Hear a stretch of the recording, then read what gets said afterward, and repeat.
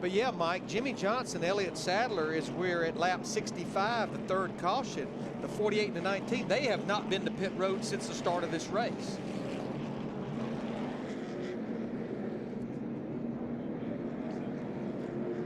Well, you know, Darrell's trademark line at the beginning of each race as they take the green flag, Mountain Dew came to Bristol and with Darrell Waltrip had a little bit of fun with his trademark phrase.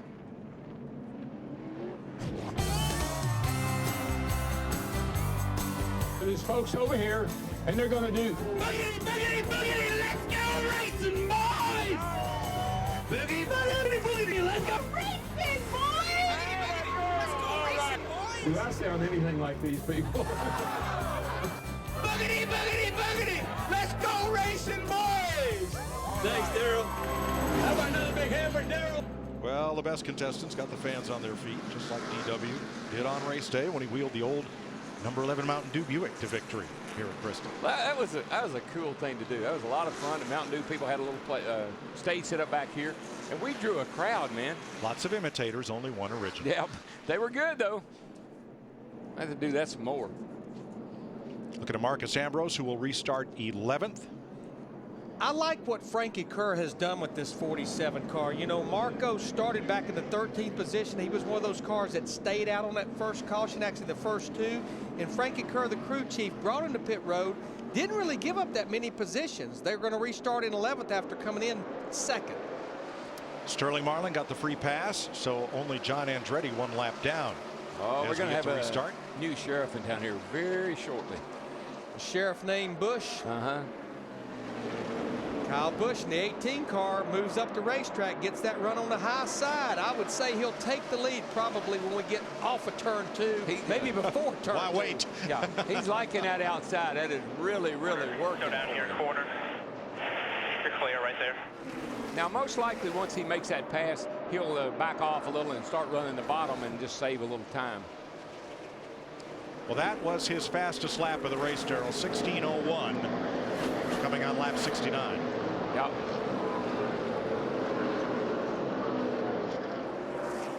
Ambrose battling Casey Mears, and here's Denny Hamlin up in 11th place. I think Hamlin is on his way to the front too. He's been working his way methodically. He's taking his time. He's going to be okay. Trying to get by the 07 here. Now Casey Mears in the 07 that we're looking at right there, that's one of those cars that stayed out on that last caution. Denny Hamlin, like the rest of the Joe Gibbs drivers, have had no trouble leading laps here. It's hanging on to that lead and sealing the deal. As we told you at the top of the day, he's led the white flag lap here the last 2 years, but somebody else went to victory lane. Yeah, our leader, he's sitting out there and leading the race now, and he did that yesterday for a long time until he had trouble in the pits. So he's right now saying his prayers, hoping he doesn't have any issues in the pits or anywhere else. This is one racetrack you don't dare leave, even with 2 outs in the bottom of the 9th inning. No, sir. Looking back at Jeff Gordon in the 24 car. He's running in the 14th position. Came to pit road and got those 4 tires, and he's working the high side with Carl Edwards in the 99 in tow. Just got to be so careful when you're back here. You've got a fast race car. You just got to take your time, and that's where patience comes in. Got to be patient with the other guys. Not so much for you, but the other guys. I'm still very impressed with the runs of Jimmy Johnson and Elliott Sadler. 75 laps in, neither one has been to pit road, but they're able to hold second and third, all because of track position. How about the 48, Krista? Yeah, Mike, really, they said he's doing so well in holding his lap times. They feel like he'll be able to hold on even on those old tires. Right now, Jimmy's saying his car is just a little bit snug in the center and loose off, but he has never led more than 20 laps here. I think he likes being up front. Yep, but what he better hope is that that little switch in there that flips when the tires go all at once doesn't happen before he gets in the pits and gets him 4 new ones, because that's exactly what happens. They're holding great, the car's handling good, and man, like you flip a switch, she goes off. Well, he pretty much is holding station with Kyle Busch. That gap is remaining constant at 3/4 of a second. Johnson has led more laps today than in all his prior Bristol races combined. Yeah, he said earlier that with all the starts he has here, one of only 6 tracks that he's not won at, that he felt like he was the biggest problem. He has not figured out how to run 500 laps from start to finish at this racetrack effectively. 9th place battle here. Darrell, you're right. Denny Hamlin did a very patient job of working his way up from 24th place to now the top 10. Denny needs to win a race. I think it's really what he needs right now. He's just a little bit down because he hasn't been winning races. He needs to get himself pumped back up and a win and do that for anybody. Greg Biffle running in 5th, challenging Mark Martin for 4th, and now Dick Berggren. Biffle's the new 4th place car.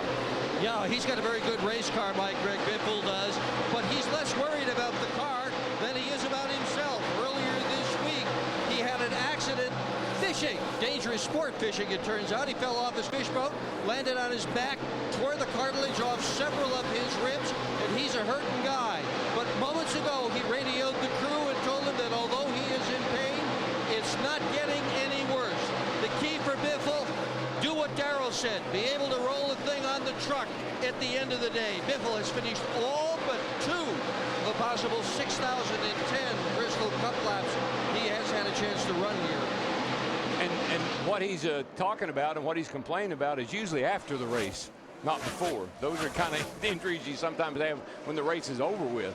But Darrell, when you're strapped down in that race car, especially if you've got a good race car like he has today, you kind of forget about those injuries or those things that might have been hurting you. I agree to some extent, but rib injuries, I'm telling you, when you're leaning on that seat on that right side and you got ribs over there that are hurting, that'll catch up with you before the day's over with. Toyota top performers, Kyle Busch out front, David Rudiman and Marcus Ambrose. You know, both been strong here all week. The flu or, you know, something like that, race car's good therapy. But broken ribs, race car not such good therapy.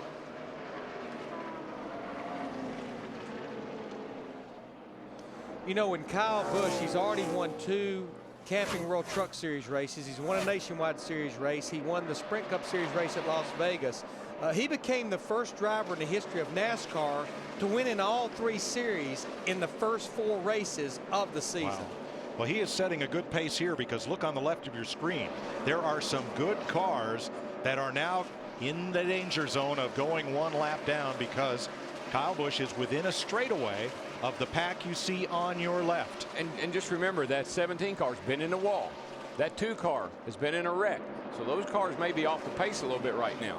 And then you saw Kyle Busch's teammate back there, Joey Logano, in that 20 car. He's in a couple of danger zones. Danger zone of going a lap down, as Chris Myers pointed out in the pre-race. Danger zone of being out of the top 35 when we leave here. Now, that means when we go to Martinsville next week, he would have to qualify on time and not have a top 35 exemption. Now, you want some bad news? The 29 was in a wreck. Got the whole right front fender torn up. You want some good news? We're at Bristol. It's at Bristol, and then they're going to make any difference. Actually, it's going to play to his advantage because that tire is going to stay cooler. The buildup in that tire will take longer. That could be a plus for him as the day wears on. Harvick works underneath Robbie Gordon. See that tire sticking out there, getting that nice, about 4 heavy, real slow on the top. Nice little fresh air blowing on it. And they're telling him about a slow car in the top lane. Harvick needs to get under Robbie Gordon, pin him behind Sterling Marlin. Didn't happen.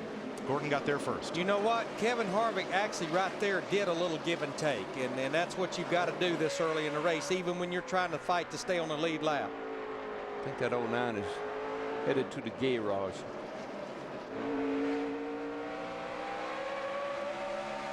Mark Martin, Carl Edwards fight for 12th place.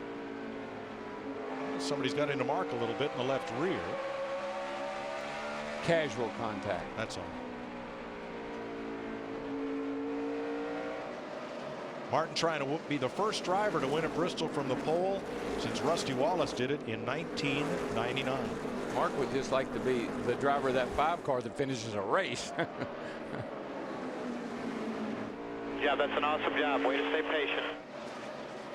Kyle Busch leads Jimmy Johnson by 1.2 seconds. When will Johnson pit? Stick around.